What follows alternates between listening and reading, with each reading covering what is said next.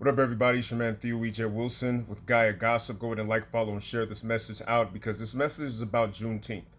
And me asking myself, how can we righteously celebrate Juneteenth with the black community reeling from injustices that are reminiscent of what Juneteenth says that we were freed from? I mean, we just had a 1-year-old black boy shot to death by Mississippi police because they said that his mother stole something that she did not.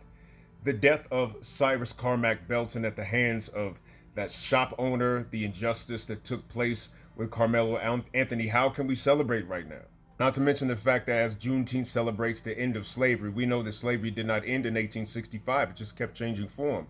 Whether it was convict leasing, Negro vagrancy laws, whether it is the war on drugs, you have the advent of mass incarceration and private prisons, corporations like Core Civic and the Geo Group who got their wealth warehousing black bodies, being expanded into contracts that are now cooperating with ICE to warehouse even more people who are non-white. And we know that under the 13th Amendment, slavery is indeed still legal if one has been incarcerated. Not to mention that the Epstein files has proven that human trafficking and sexual slavery is still rampant all over the world, from places that we call third world countries all the way up into the bedrooms of the elite. I keep thinking to myself, how can we celebrate the end of something that never ended, just simply changed form?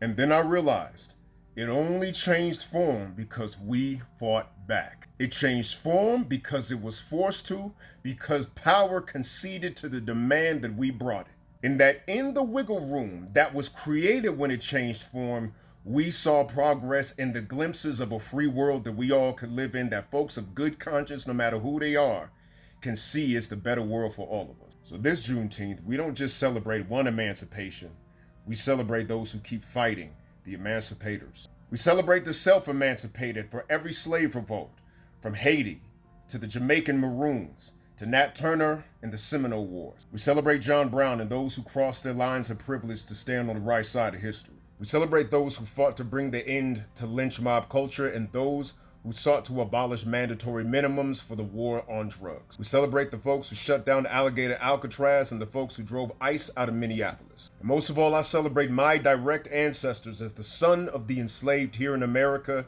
and in the Caribbean. My ancestors who fought in the Seminole Wars here on this soil, and those who fought in the Maroon Wars on the island of Jamaica.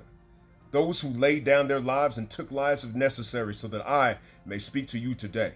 Her Many Voices celebrates warrior women who fought against enslavement like Harriet Tubman, Queen Nanny of the Maroons, Ya Asantewa of the Ashanti, and Queen Nzinga. We celebrate those who gave birth against all odds to create a generation that will continue to fight.